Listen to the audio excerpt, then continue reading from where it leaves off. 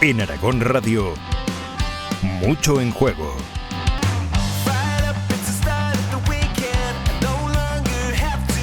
Bienvenidos y bienvenidas a Mucho en Juego, el podcast de la Cátedra Fundación Blanca de Apoyo al Deportista de la Universidad de Zaragoza, con la colaboración del Gobierno de Aragón y la Fundación Blanca de Apoyo al Deportista, donde intentaremos visibilizar aquello que no siempre se ve, la parte emocional, psicológica y humana del deporte. Estamos muy felices porque hoy estrenamos este espacio. Este es nuestro primer capítulo y como todo inicio tiene algo especial, algo diferente, porque hoy no venimos a hablar de títulos ni de cargos. Hoy queremos mirar un poco más adentro de la vida de tres mujeres que inspiran y son referentes e intentar responder a algunas de las muchas preguntas que surgen al conocer sus historias. ¿Qué hay detrás de una directora general de deportes? ¿Qué historia se esconde tras una ex esquiadora presidenta de una fundación? ¿O qué impulsa a una investigadora a dedicar su vida a fomentar la salud a través del deporte? Hoy nos acompañan tres voces que han vivido el deporte desde muchos lugares. Ellas son Nuria Garatachea, Cristina García y Lola Fernández Ochoa. Pero antes de presentarlas profesionalmente, como se merecen, vamos a comenzar charlando con ellas. Nuria, Cristina, Lola, bienvenidas y muchas gracias por estar aquí. Muchas gracias a ti. Gracias. Encantada. A vosotros. Si os pidiera ahora mismo que os presentaseis, pero sin hablar de cargos, sin hablar de profesión, ¿qué diríais de vosotras mismas? Venga, arranco yo. Pues yo soy Lola y creo que soy deportista. A pesar de que hace 500 años que lo dejé, yo creo que en mi ADN va eso, que soy deportista por todo, por la pasión que creo que tengo para vivir, la pasión que tengo para trabajar, para ser madre, para ser mujer, esposa.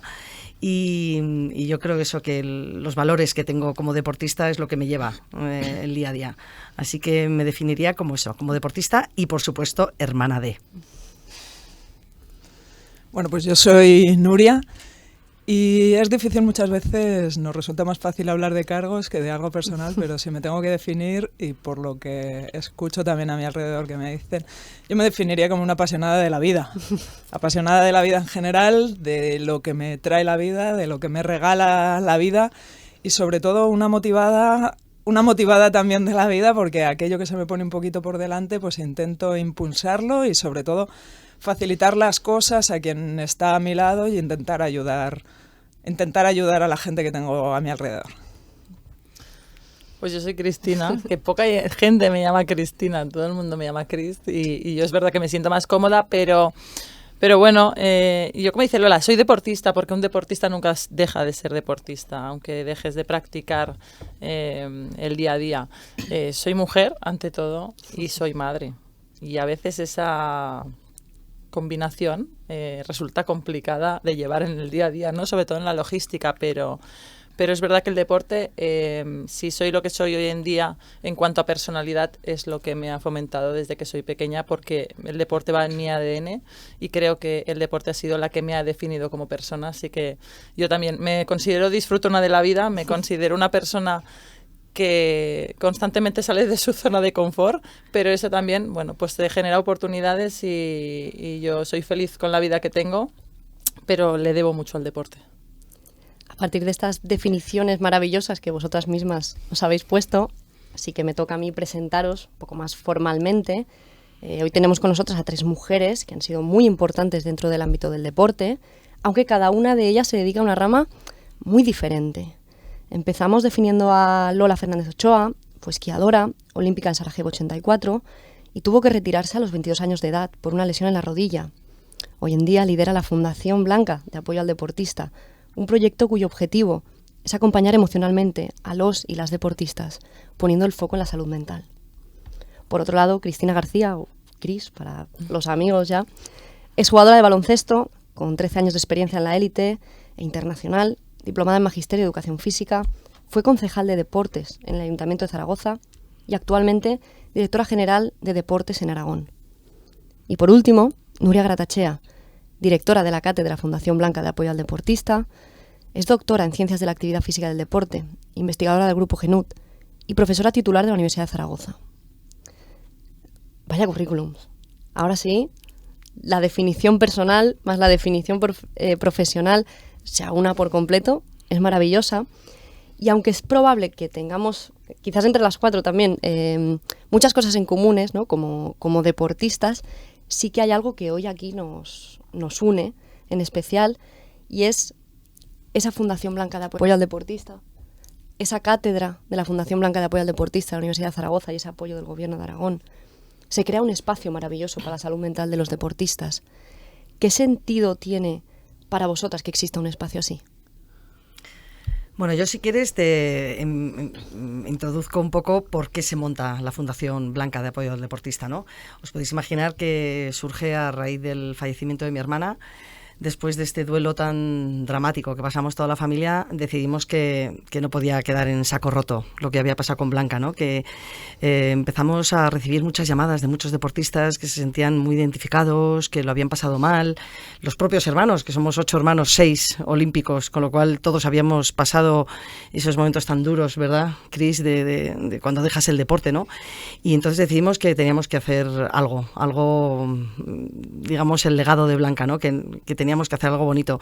Y yo creo que de un drama hemos hecho algo, pues, creo que espectacular, y es eso, montar esta fundación con el claro objetivo de ayudar, de apoyar al deportista, y sobre todo ha sido la corta vida de la fundación que nos ha llevado a enfocarnos sobre todo en el tema de salud mental, ¿no?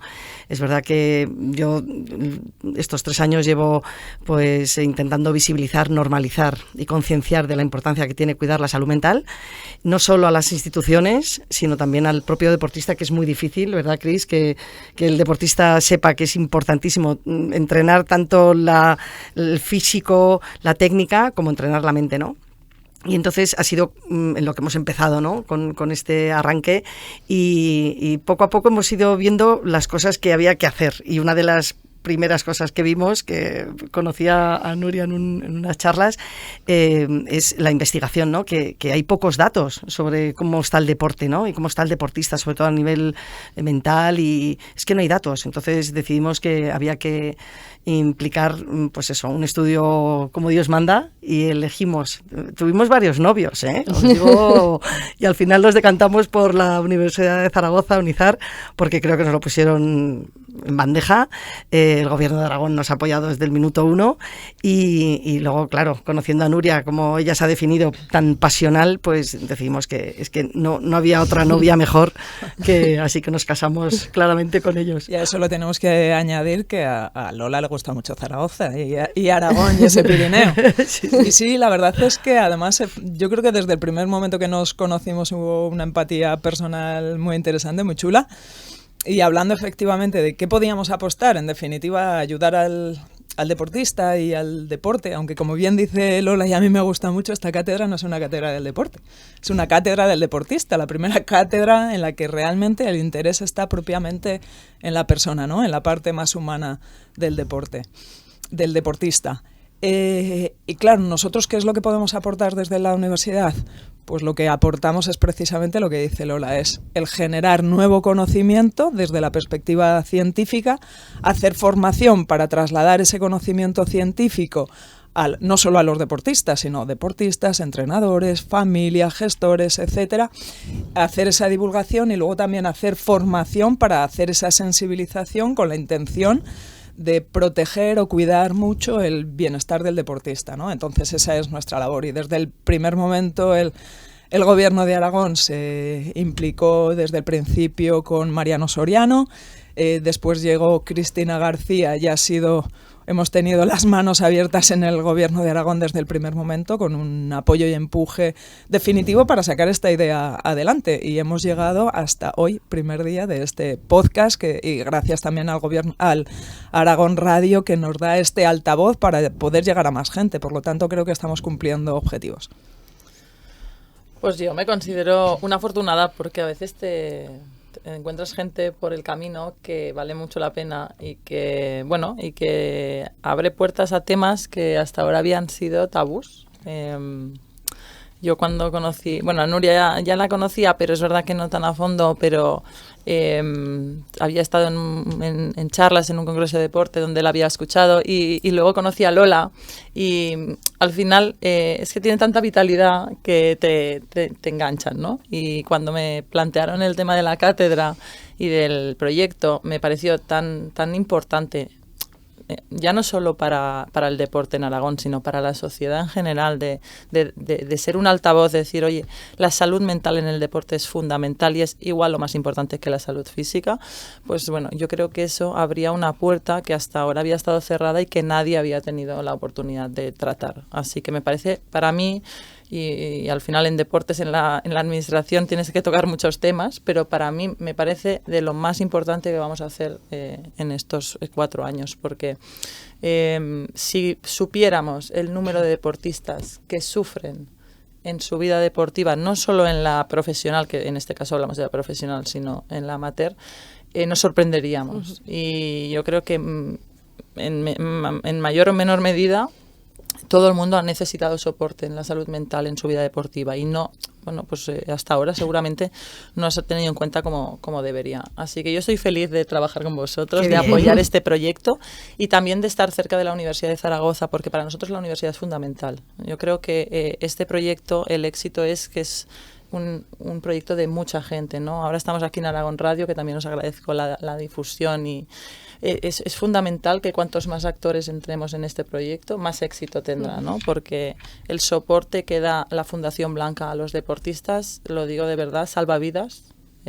Con Blanca pues no pudo ser, pero yo creo que lo que pasó con Blanca tiene que ser un punto de inflexión a la hora de abordar este tema de la salud mental con el deporte español.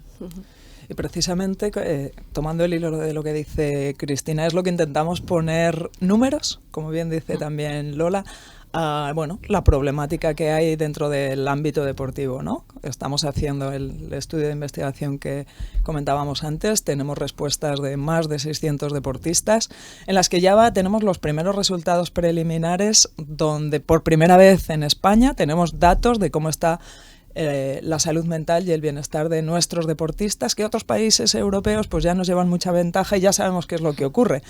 España, pues bueno, tendremos que ver el contexto sociocultural, deportivo, económico, etcétera, para ver qué impacto tienen nuestros deportistas. Entonces esperamos que ya dentro de muy poquito pues tener ya ese informe donde pongamos números y realidades. Pero de qué cuéntanos es lo que un poco, que estamos fatal todos los deportistas, cuéntalo. Bueno, es probable. Estamos fatal, ya te lo digo yo, no hace falta. Vamos. Yo creo que estamos... me gusta ver el vaso medio lleno, me gusta ver el vaso medio lleno. Entonces, lo que pasa es que mientras haya una persona que está sufriendo porque tiene unas condiciones desfavorables, todo el apoyo y empuje y ayuda que le podamos dar siempre será necesario. Bueno, dependiendo de qué área estemos hablando, pues hay más problemas, pero sí que tenemos que decir que entre 600 deportistas, pues más de uno nos han dicho que, por ejemplo, tienen pensamientos o ideaciones suicidas. Por lo tanto, ya eso nos está diciendo que tenemos que hacer mucho por cuidar a nuestros deportistas. Igual también que tenemos que hacer mucho por la salud emocional de todos los ciudadanos. Y es que tenemos que decir que España lidera o está en cabeza del consumo de fármacos antidepresivos de toda Europa y de somníferos. Por lo tanto, algo ocurre en nuestro contexto sociocultural, económico, etcétera, que pese a ser un país donde tenemos mucho sol, donde nos gusta estar en la calle, pues estamos consumiendo de los más fármacos. Y eso se extrapola al ámbito deportivo, sin lugar a dudas. Analizando un poco cada una de vuestras respuestas, yo he de decir que me siento muy afortunada de estar hoy aquí, sentada con vosotras, 3 mujeres que con roles muy diferentes sí que creo que tenéis pues ese objetivo un poco en común, por supuesto, a través de la cátedra, de la fundación, de la universidad, del gobierno de Aragón, pero que a mí, a raíz, Lola, de tu respuesta, de cómo surge todo esto, ¿no? A raíz de una historia personal que se vuelve en un objetivo colectivo, para mejorar ese colectivo, sí que me gustaría llevaros de nuevo a por qué surge, sobre todo orientado a qué barreras os habéis encontrado vosotras, cada una en vuestro ámbito, para decir, necesitamos que haya algo que nos proteja, necesitamos que algo proteja a los deportistas. Venga, pues yo te puedo contar que el teléfono de la Fundación no para. no para de sonar con deportistas que están continuamente pidiéndonos ayuda, sobre todo psicológica. O sea, hemos puesto un teléfono 24 horas al día, 7 días a la semana, para todos los deportistas de élite que lo necesiten, ese momento de estrés, de angustia, de presión, que no sabes cómo gestionarlo, y tenemos un teléfono dedicado solo a ellos, ¿no? Gratuito, anónimo, que eso es muy importante porque si no es anónimo no llaman. Y la verdad es que a mí lo que me sorprende es eso, que a pesar de que tenemos este servicio que pueden contar con ello, no son muchísimos, pero tendrían que ser muchos más, porque yo sé que todos los deportistas en algún momento de tu carrera lo estás pasando mal. Luego, amén, que hay algunos que nos piden ya un apoyo psicológico como más continuado, ¿no? Pero el sparring, ¿no?, que es este teléfono, es verdad que son muchísimos los que nos llaman y todos, absolutamente todos, nos piden apoyo psicológico. Y luego también este es el primer punto. Y el segundo punto es la retirada. Me tengo que retirar, ¿qué va a ser de mí el día de mañana, ¿no? Entonces, para mí esas dos llamadas es que es tan recurrente que siempre son las mismas peticiones, que al final es cuando tienes que te das cuenta, ¿no? Dices, es que aquí falla algo, y ahí es donde pues estamos intentando entre todos pues darles una respuesta, ¿no? Darles un apoyo. Y antes de llegar ahí, pues está toda la etapa formativa del deportista. Si llegamos a la retirada y no sabemos qué hacer en la retirada, es que algo ha fallado en las etapas iniciales. Entonces eso es otro de nuestra labor, ¿no? Que es hacer formación para prepararte cuando te tengas que retirar, ¿no? La jubilación al deportista le llega muy pronto y muchas veces se va a tener que dedicar ahí a otras cuestiones para las que ha tenido que formarse previamente. Entonces hay mucho trabajo, por ejemplo, en potenciar la carrera dual en las universidades españolas, en el sistema educativo. Entonces, las etapas formativas también queremos trabajarlas no solamente de lo que es el sistema educativo, sino a nivel de clubes, de gestión, para dar una cobertura sobre todo muy integral. Creo que lo has dicho tú, Marta, antes, es que es algo de todos. El deportista se tiene que ver acompañado a todos los niveles, no solamente por su entrenador o el equipo, sino también por la familia, por los amigos, por su psicólogo o psicóloga, por la parte sanitaria o médica, etcétera. Entonces, este podcast es un poco lo que intentamos con ello, que es a todo ciudadano, ¿no?, a toda persona, el intentar hablar el mismo idioma de apoyo y de cuidado a los deportistas, que luego vemos en la televisión y les zarandeamos cuando hay éxitos, pero a veces cuando no hay éxitos o no dan lo que se espera, porque siempre les exigimos al máximo, pues nos olvidamos un poquito de ellos, que es cuando más lo necesitan. Es que esa retirada, ¿no?, que mencionáis, lo hablábamos un poco antes, fuera de cámaras, fuera de micros, nos educan deportivamente y culturalmente a crear una identidad deportiva. Y yo soy Cris y soy jugadora de baloncesto. ¿Qué ocurre después con Cris, ¿no? Mencionas la importancia de la carrera dual, de seguir formándonos, pero vosotras desde vuestra experiencia, y te incluyo, Nuria, como deportista, ¿cómo habéis vivido esa retirada propia? Pues fue duro. Yo creo que hay que analizar muchas cosas, porque en el deporte de élite, cuando ya estás en el alto rendimiento, por decirlo de alguna manera, tienes que gestionar muchas variables. Una, la gestión de la frustración, la gestión del fracaso. No me gusta llamarle fracaso, pero hay situaciones deportivas en las que tú te generas unas expectativas que no llegan, ¿no? Y luego, tu vida deportiva, hay gente pues que es un referente, que es un ídolo para masas, ¿no?, que es conocido en la sociedad, y que cuando acaba su vida deportiva pasa a ser una persona más, ¿no? Y muchas veces entras en una vorágine donde tú estás sobre todo desubicado, porque lo que has hecho o lo que te has dedicado a hacer toda la vida ya no lo haces. Mi sensación, después de jugar muchos años y con alguna lesión, que es verdad que también influyó en mi retirada, tuve una época de estar desubicada, de decir, yo he estudiado una carrera, pero yo no me veía en ningún sitio, ¿no? Realmente no me sentía útil, no encajaba, no sabía cuál era mi espacio. Y esa parte es muy compleja porque mentalmente esa gestión es muy difícil. Y tenemos casos, y yo creo que un caso, tú estarás de acuerdo, es el de Jesús Royan, Jesús Royan era un jugador internacional, portero de waterpolo de la selección española, una persona súper conocida, un ídolo para mucha gente, que cuando finalizó su carrera deportiva yo creo que nunca encontró su espacio. Y yo me acuerdo de una frase de, es que yo he jugado waterpolo toda mi vida, eso es lo que sé hacer, ¿no? ¿Y ahora qué? Bueno, pues es súper importante, sobre todo yo creo que en el deporte, tanto cuando estás en tu carrera deportiva, pero también cuando te retiras, es el entorno, es fundamental el entorno. Yo siempre considero que cuando una persona tiene una carrera de éxito, normalmente es porque también ha tenido un entorno favorable.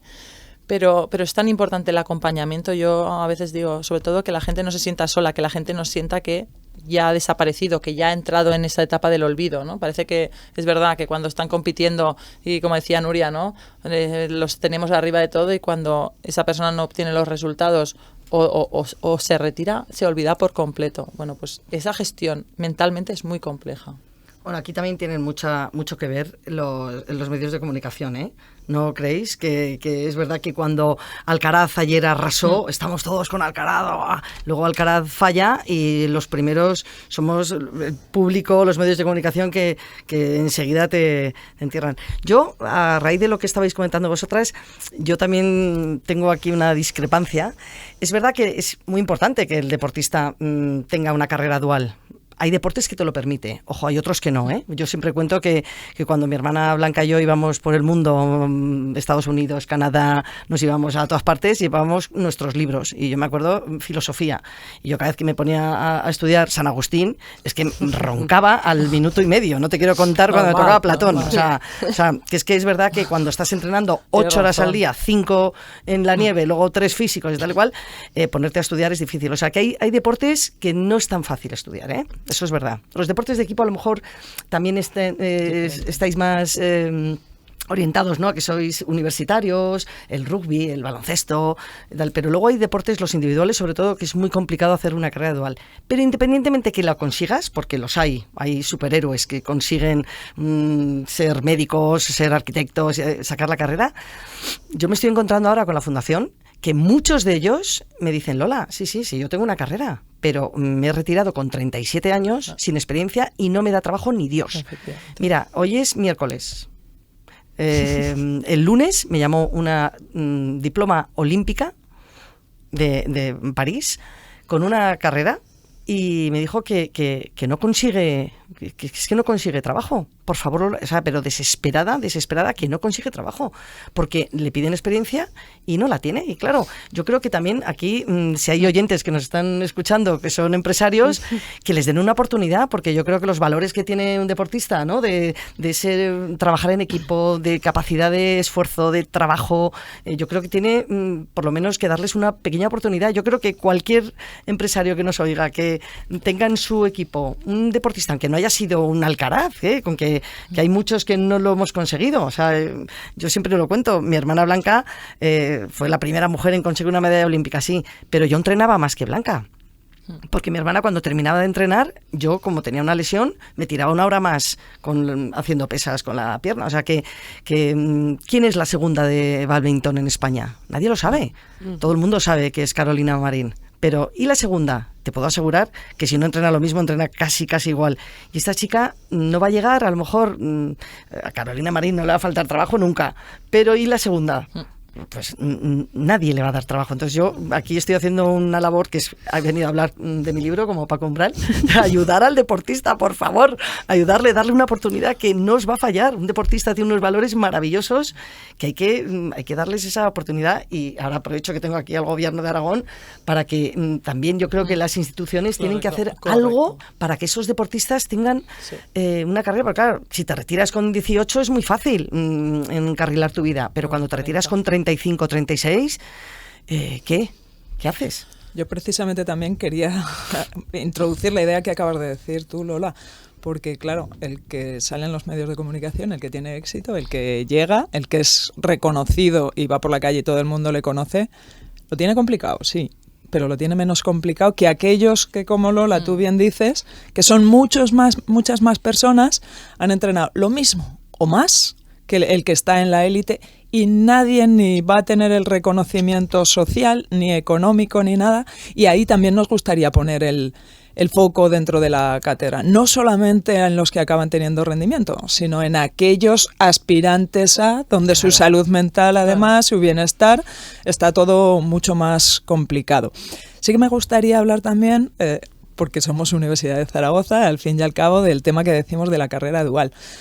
Claro, cuando decimos que es más complicado seguir la carrera dual, pues es cierto, porque la dedicación horaria de esfuerzo, económica, etcétera, se complica. Y a mí me gustaría también hacer un llamamiento a las universidades, al sistema educativo, a favorecer y desarrollar una carrera dual real, como se hace en otros países, por ejemplo, universidades americanas, de que el deportista realmente sea considerado por su condición de deportista, además de estudiante. No estoy diciendo que se regalen los títulos, ni mucho menos.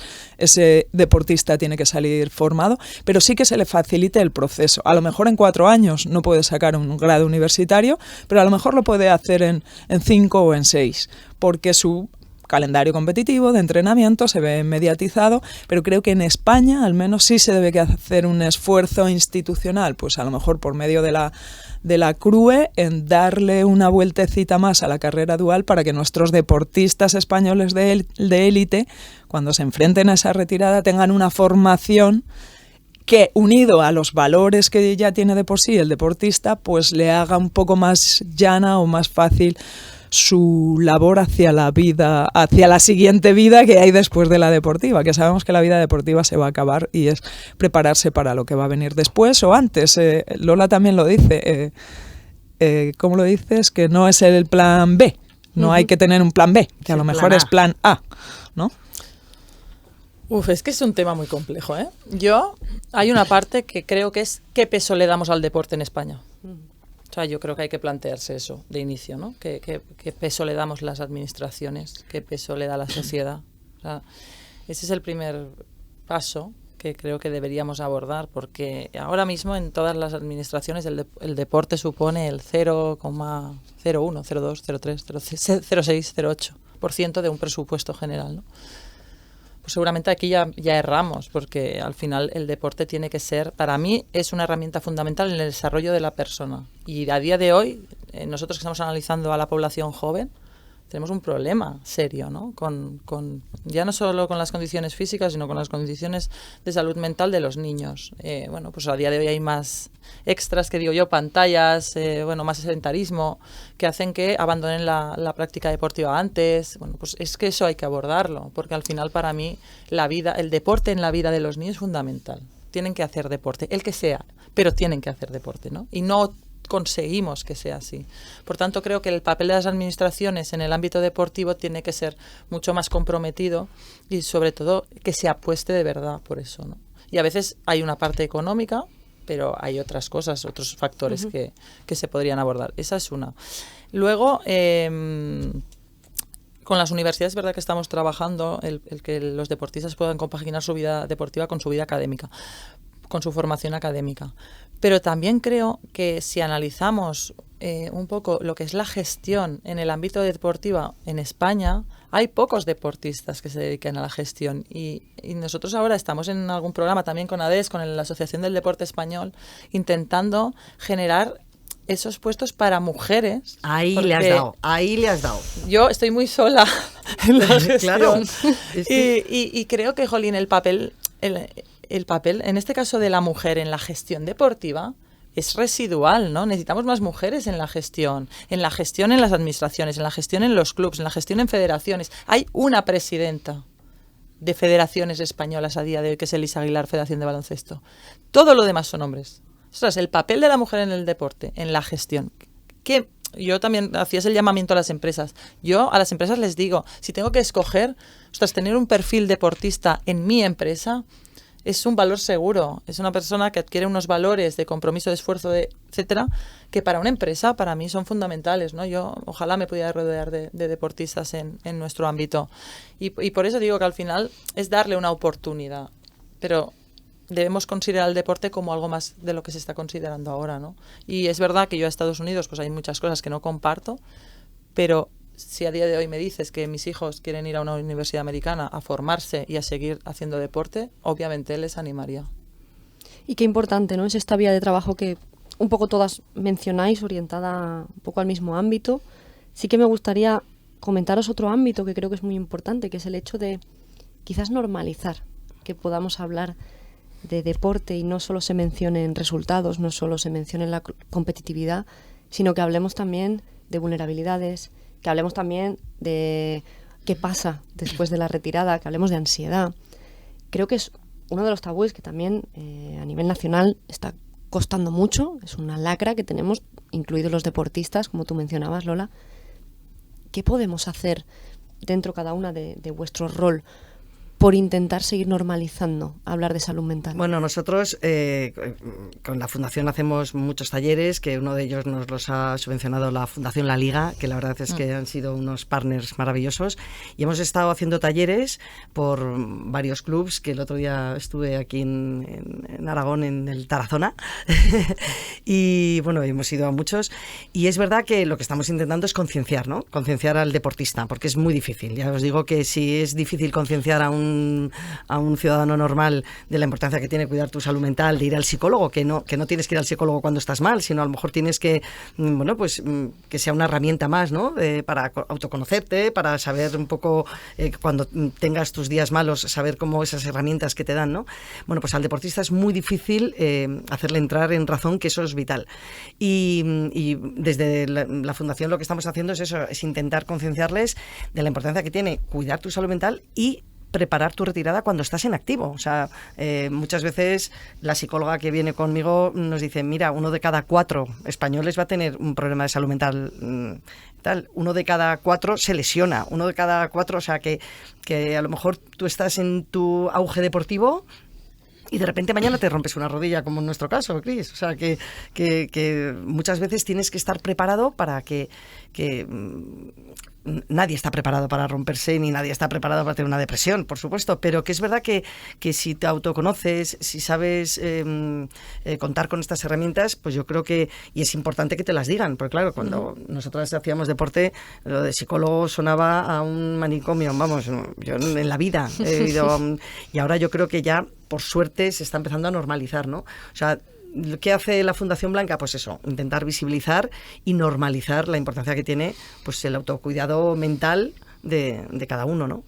En esta línea yo creo que también es importante el cambio social que hay a nivel general. En definitiva, el deporte no escapa de la sociedad española. Sí que ha habido un cambio en los últimos años de cómo se está tratando la salud mental y los problemas de salud mental, tanto a nivel nacional como aquí también en Aragón. Entonces, en la medida en que la sociedad vaya normalizando estos problemas, de voy al psicólogo, tengo que ir al psiquiatra, pues creo que el escenario deportivo también será diferente. Lo que ocurre que es que el ámbito deportivo tiene unas características que lo hace quizás más vulnerable a que el deportista tenga más barreras de decirlo. Porque si yo digo que me encuentro mal, mi seleccionador, mi entrenador, a lo mejor no me saca, a lo mejor ocurre tal, no me llevan a no sé qué competición. Entonces hay circunstancias del ámbito deportivo que hace que quizás el deportista sienta o perciba más barreras. Por lo tanto, no solamente la formación tiene que ser al deportista de habla, normaliza, no, es que a lo mejor el entrenador, el preparador, el fisio tienen que asumir y tienen que integrar que es posible que esa persona lo esté pasando mal y que le tenemos que dar todo el apoyo para, lo primero, para que esté bien como persona, y porque solamente puedo alcanzar buen rendimiento cuando estoy bien psicológicamente, tengo fuerza, etcétera, ¿no? Entonces, la sociedad está cambiando, el deporte está cambiando, pero necesita, desde mi punto de vista, una palanca de cambio que acelere los cambios y los procesos, y que no solamente nos podemos centrar en el deportista. Nos tenemos que centrar en el equipo técnico, nos tenemos que centrar en la familia, nos tendremos que centrar también en la sociedad en general. Por lo tanto, todos estos espacios son muy interesantes, porque también los medios de comunicación, por ejemplo, bueno, pues no tienen ninguna formación en lo que es el ámbito deportivo o psicología, y a lo mejor pues hay titulares tremendamente dañinos para el deportista de tal deportista, esto ha ocurrido, esto es un titular real. Se ha ido a jugar a no sé dónde y no ha alcanzado el rendimiento que se esperaba. Por lo tanto, ese deportista o te aíslas de la sociedad, de las redes sociales, o el daño que se puede hacer a una persona solamente con las palabras, pues es muy duro. Yo, haciendo un poco colación de lo que dices, Nuria, me gustaría hacer un apunte que en estos talleres que hemos hecho, que llevamos ya 2 años con la Fundación La Liga haciéndolos, de todos los clubs que hemos ido a muchos, solo ha habido 2 en los que el equipo técnico ha entrado a los talleres, cuando nosotros siempre pedimos que entren, porque claro, un entrenador tiene que ser el primero en ver que un jugador o el lenguaje corporal de cualquier persona. O sea, yo esta mañana me he levantado, pues eso, y si me ves andar por la mañana y dices, jo, está aquí mal ha dormido, ¿no? O sea, que yo creo que se ve enseguida, a pesar de que estamos ideales, porque nos han maquillado para este podcast. Estamos ideales. Bueno, pues eso, que es verdad que en los grupos técnicos, como dice Nuria, es que deberían ser los primeros en estar intentando pues formarse un poco a nivel psicológico, porque es vital que un entrenador tenga ese tacto, ¿no? A mi hermana Blanca no la podían corregir como a mí. No, yo claro. soy mucho más bruta. Y a mí me decían, Lola, ¿qué tal? Me regañaban y yo, pues bueno, a mi hermana Blanca había que ir con tacto. Si la regañabas igual, Blanca era muy sensible y a lo mejor pues se obcecaba y no esquiaba más. O sea, que yo creo que tienes que tener esa psicología de cómo tratar a uno y a otro. Precisamente, para sacar el mayor rendimiento. A mí aquí sí que me gustaría también el tratar este tema porque me parece de interés.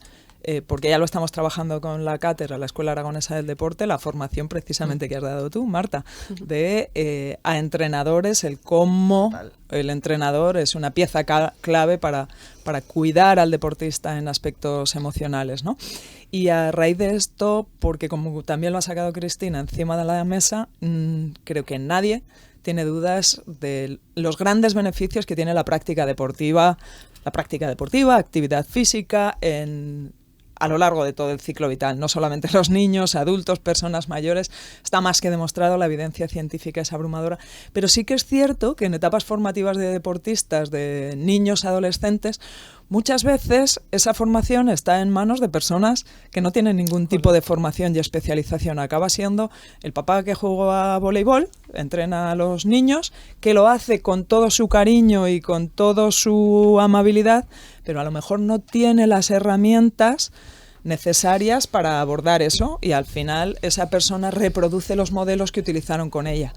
Entonces aquí sí que quiero también romper esa lanza, ¿no?, a favor de la profesionalización de los cuerpos técnicos, que tengan la formación necesaria, que los cuerpos técnicos son muy importantes, la profesionalización en la élite, pero son igual o más importantes en la formación de los niños, el cómo los estamos educando, el cómo los estamos tratando.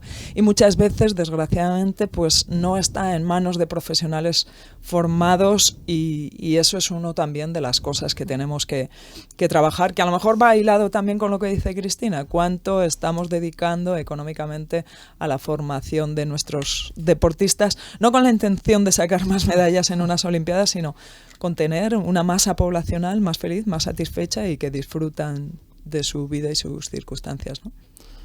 Voy al hilo de esto.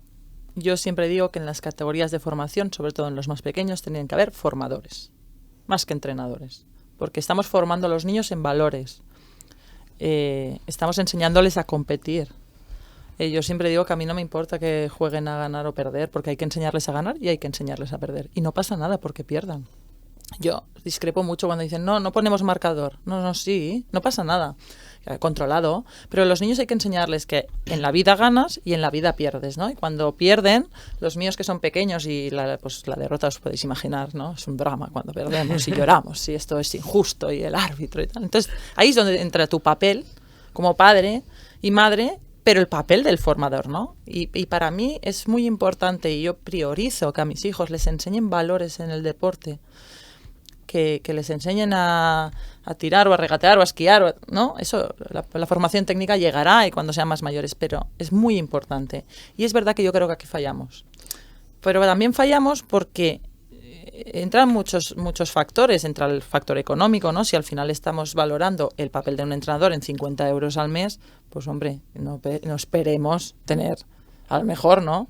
Entonces, a lo mejor hay que empezar por ahí. Es decir, yo priorizaría el papel del formador en categorías base, porque eso al final es lo que consolida al niño, que conforme se va haciendo adolescente, ¿no? Y crece, pues va aprendiendo. Eso es una.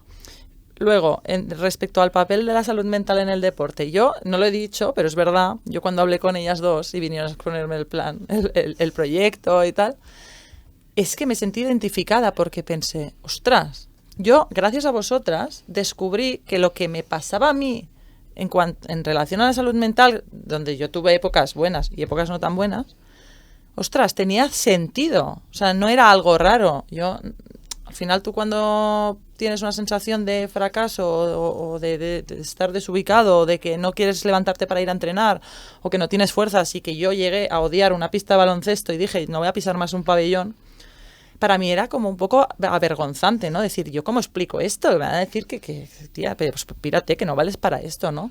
De hecho, ni mi familia. Al final, yo digo, tú vas al fisio para cuidarte físicamente, ¿por qué no puedes ir al psicólogo para prevenir? Es que estamos hablando siempre de actuar, pero hay que prevenir, ¿no? Pues al psicólogo se va también para prevenir.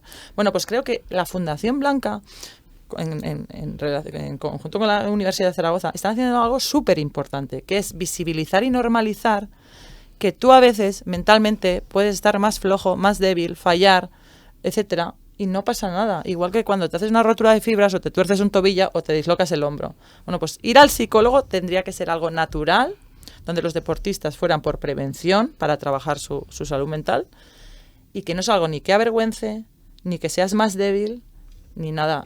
Simplemente es parte de tu proceso y de tu camino. Y eso a mí, os lo digo de verdad, me ha servido para entender en su momento por qué yo me sentía así, ¿no? Y me gustaría que, jolín, que todos los deportistas que ahora están en un momento complejo en su vida deportiva entiendan la fundación como una herramienta para volver a estar bien, ¿no? Decir, oye, no, es que esto es una parte normalizada que te puede pasar en la vida y que no pasa nada, que no eres un fracasado del deporte, ni eres un... No...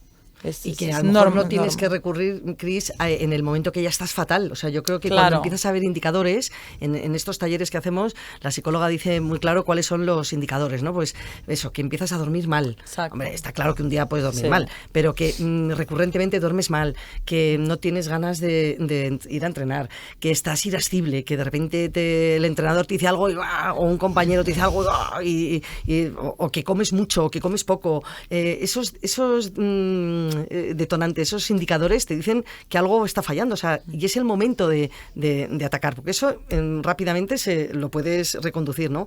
Lo malo es que cuando muchos de ellos nos llaman a la fundación ya están en un punto, están con un punto ya de una depresión, de intentos de suicidio, o sea, hemos tenido varios ya, entonces dices, pero bueno, qué barbaridad es esta, ¿no?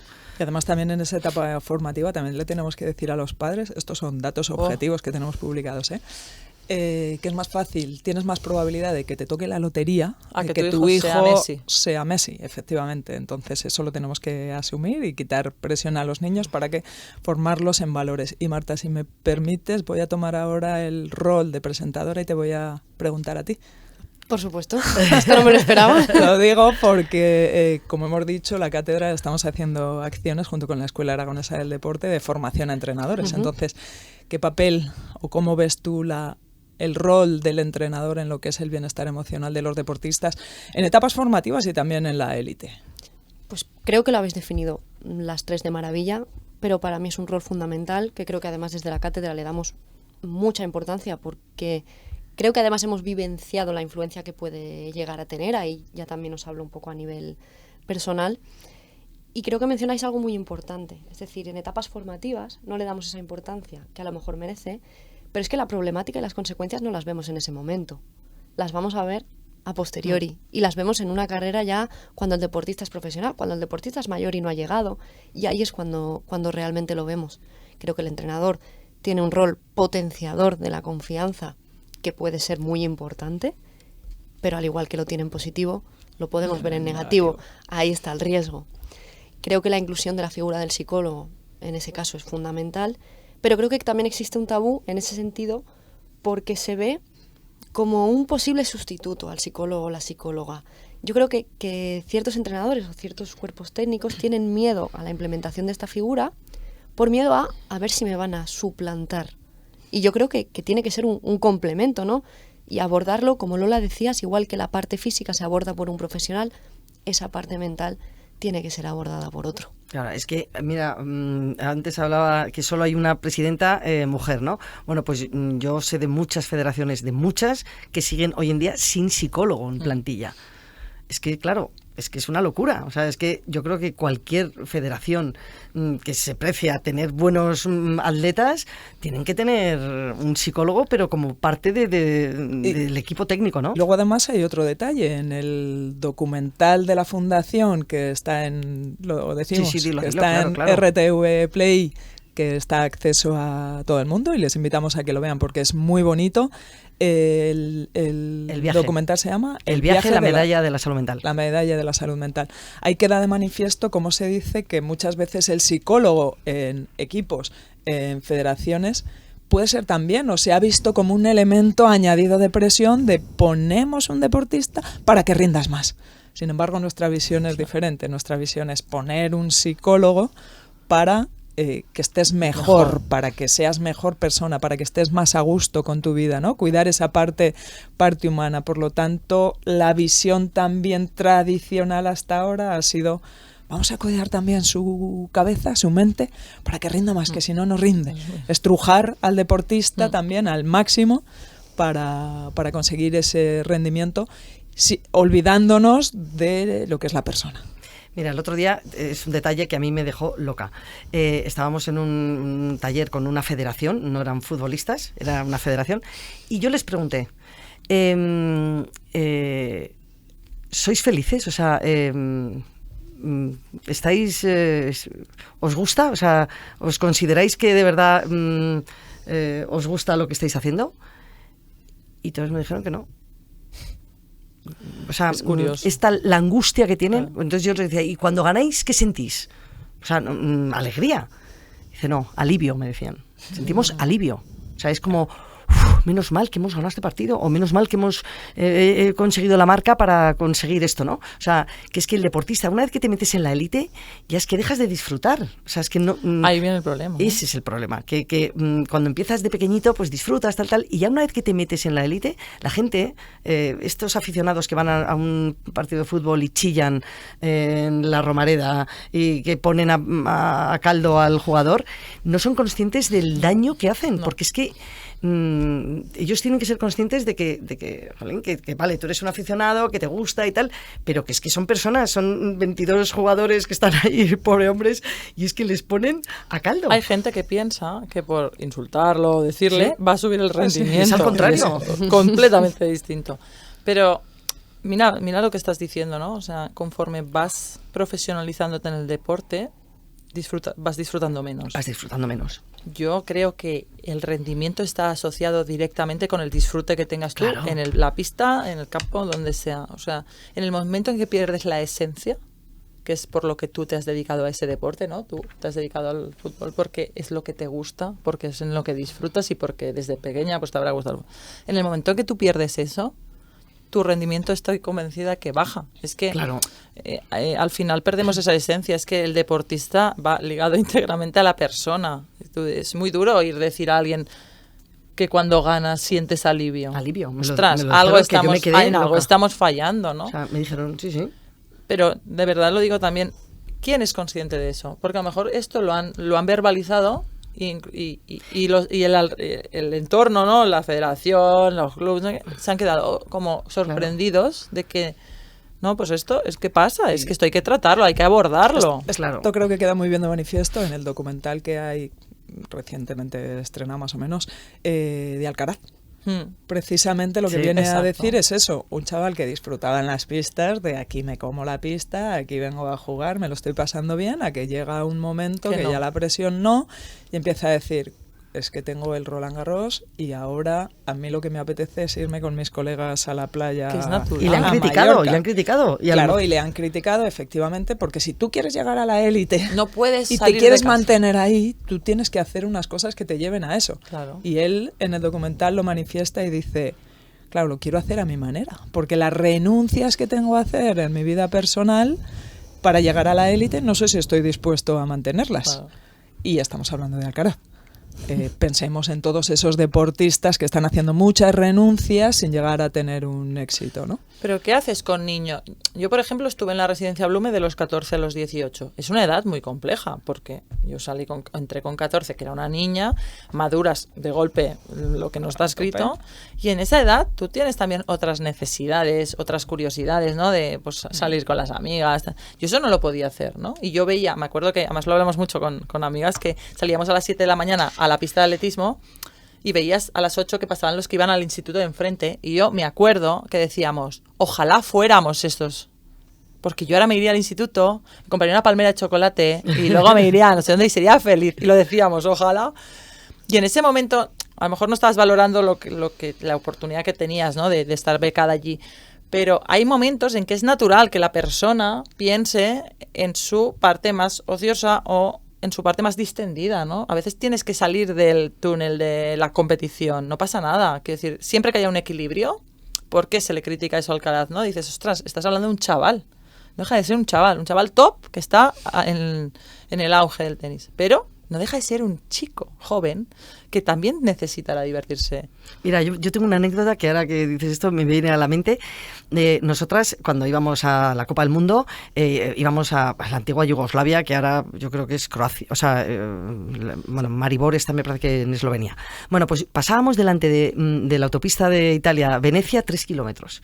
Pues si yo he pasado 80 veces y ver el cartel de Venecia 3 kilómetros y no conocía Venecia. De repente, un entrenador, que por suerte era un hermano nuestro, que se había retirado y había visto esto, él había sufrido en sus propias... Dijo, vamos a parar. O sea, de repente te enseñan una ciudad. Claro, nosotras hemos recorrido el mundo, pero todas las estaciones. Yo me conozco todos los puertos de montaña, pero París lo conocí de mayor, Venecia... O sea, yo creo que también eso, en los entrenadores tienen que ser ellos los que te digan, disfruta de lo bonito. O sea, estás yendo a una Copa del Mundo. Venga, vamos a parar en Venecia, y aunque sea un minuto y tal. Y esto tenéis que recordarlo. O sea, que sean ellos los que te animen y te enseñen que lo que estás viviendo es anormal. Que un chaval de 17 años está en el instituto comiéndose palmeras de chocolate y que tú estás viviendo algo maravilloso, que estás viajando, que estás aprendes idiomas. O sea, yo creo que cuando estás en el personaje de deportista, esto no lo ves, te lo tienen que hacer ver. Te tienen que hacer ver cómo atender a la prensa, que claro, tú cuando tienes un minuto de descanso, te viene Radio Aragón a hacerte una entrevista y dices, ni de coña. No, tiene que haber alguien que te diga, es importante, que te des visibilidad. O sea, tiene que haber esos coach, ¿no?, que ahora están tan de moda, que tienen que ser los propios entrenadores, o a lo mejor es el fisio, o es... Pero, claro, porque el chaval es que está en su... Y yo creo que es importantísimo eso, que el entorno te ayude a disfrutar de ese momento tan bonito que es, que a lo mejor llegas, o a lo mejor no, pero disfruta de ese camino, ¿no?, que es tan bonito, y te das cuenta de lo que has disfrutado cuando te retiras, ¿o no, Cris? Cuando te retiras dices, joder, sí, yo he tenido una infancia, o sea, yo he tenido una adolescencia envidiable, pero cuando estás metida en eso no disfrutas, estás angustiado. De hecho, yo el papel del entrenador es tan fundamental, el mensaje, cómo lo transmite y qué transmite, es que incide directamente en el rendimiento del deportista. O sea, a mí depende, porque es lo que dice Lola, ¿no? Hay diferentes personalidades, no le puedes corregir a uno igual que a otro, porque se lo va a tomar distinto, lo va a absorber de manera distinta. El papel del entrenador, el entrenador tiene que saber que es un referente para el deportista. Total. Es su acompañante, es su formador, es todo. Entonces... A veces, es verdad, pues a veces yo creo que los mensajes, todos los lanzamos sin pensar de cómo puede incidir o cómo le puede llegar a esa persona. Y eso a veces trastoca también. Sí. Y hay algo, bueno, todo es muy importante, ¿no? No quiero decir solo que esto es importante, pero hablamos al final de humanizar el deporte, Lola, lo que tú comentas, de poder pararme en Venecia, poder disfrutar de la ciudad, y lo que tú comentas, Cris, también, no alejarnos de ese disfrute que sí está totalmente relacionado en términos psicológicos con ese estado de flow, que lo habréis escuchado, que es el jugar en automático, y que el deportista consiga estar presente en lo que es la tarea o la función de lo que es un partido, de lo que es una carrera, y la disfrute.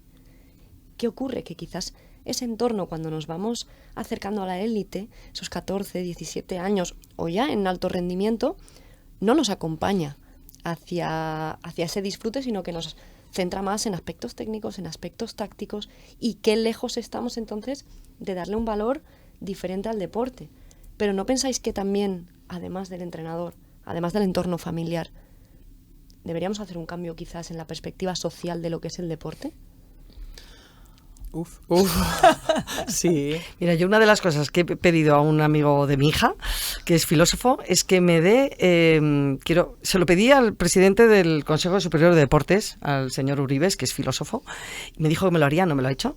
No sé si me va a oír en el podcast, pero bueno, ahí lo dejo. Total, que se lo he pedido a otro un chico que es filósofo, que me diga qué significa el deporte para la sociedad. Porque yo creo que es importante cuando hablamos, porque claro, a lo mejor un contribuyente que no le gusta mucho el deporte dice, ¿por qué con mis impuestos tengo que pagar X, el 0, no sé qué % al deportista, ¿no? Bueno, yo creo que el deportista para la sociedad genera, es mucho, o sea, es un embajador, todo el mundo sabe dónde está Mallorca por Rafa Nadal. Yo creo que España nos hemos situado gracias a nuestros logros deportivos, entre otras muchas cosas, ¿no? Pero yo creo que el deportista nos da felicidad. O sea, tú un día ayer lloviendo y de repente juega tu equipo y gana y te vas contento a la cama. O sea, yo creo que son ¿no? unos catalizadores de emociones tremendas de cara a la sociedad. Entonces yo creo que al deportista se le tiene que poner donde tiene que estar. A mí me parece tremendamente interesante lo que dices, porque al final estamos hablando de sociedad, y yo creo que ahí tiene un papel esencial lo que es la educación física. No solamente educación física de enseñarte a la práctica deportiva o hacer motricidad, sino más allá, efectivamente, de lo que puede representar el movimiento y la actividad física del deporte para una sociedad. La Organización de las Naciones Unidas lo reconoce como un elemento para la paz de las naciones, por ejemplo, ¿no? Entonces, el valor que tiene el deporte es inmenso como sociedad para unirnos, para estar todos en sintonía. Tiene una labor y un papel bien entendida, tremendo. Y ahí a lo mejor desde las instituciones, desde la base, la educación física, hay que dar esa formación. ¿Qué ocurre también? Pues que lo que es la educación física en sí, hasta hace pocos años, pues también estaba en manos de el profesor de historia, el profesor de no sé qué, personas que no habían sido formadas. A día de hoy, los profesores de educación física ya tienen un grado o una licenciatura en educación física o ciencias de la actividad física y del deporte.